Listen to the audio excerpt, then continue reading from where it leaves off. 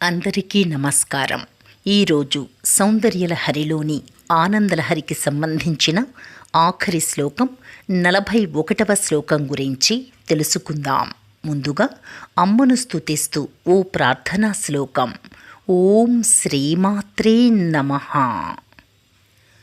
హ్రీంకారాసనగర్భితానలసిఖాం సౌః క్లీం కళాం బిభ్రతీం సౌవర్ణాంబరధారిణీం వరసుధాధౌతాం త్రినేత్రోజ్వలాం వందే పుస్తకపాశమంకుశధరాం స్రగ్భూషితాముజ్వలాం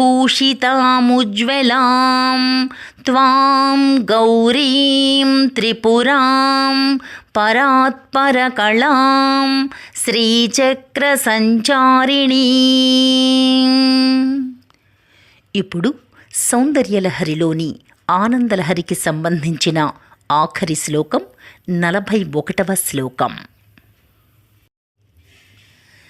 తవాధారే మూలే సహ సమయయా లాస్యపరయా నవాత్మానం మన్యే నవరసమహాతాండవనటం ఉభాభ్యామేతాభ్యాముదయ విధిముద్దిశ్య దయయా సనాథాభ్యాం జజ్ఞే జనక జననీ మజ్జగదిదం.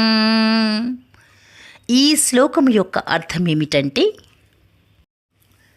తల్లి జగజ్జనని, నీ యొక్క మూలాధార చక్రమునందు లాస్యమునందు ఆసక్తురాలైన సమయ అను పేరుగల మహాభైరవితో కూడి శృంగారాది నవరసములతో నొప్పారు తాండవమును అభినయించు వారిని నవాత్మునిగా లేదా 9 రూపులు గల ఆనంద భైరవునిగా తలంచుచున్నాను. ప్రళయాగ్నికి దగ్ధమైన లోకములను మరలా ఉత్పత్తి చేయు కారణము వలన ఈ ఇరువురి కలయికతో జగత్తు తల్లిదండ్రులు కలిగినదగుచున్నదని తెలుసుకొనుచున్నాను. జగన్మాత, నీవు మూలాధారాంభుజారూఢవు. లాస్యమును ఎంతో అభిమానించే నటరాజస్వరూపుడైన ఈశ్వరునితో కలిసి మూలాధారములో నీవు శృంగారాధి దేవతగా ఉన్నావు. జగన్మాత, పితరులైన మీరిరువురును మూలాధారములో నటేశ్వరి నటేశ్వరుడుగా భక్తులను అనుగ్రహిస్తారు. రేపు 42వ శ్లోకం గురించి తెలుసుకుందాం. ఓం శ్రీమాత్రే నమః.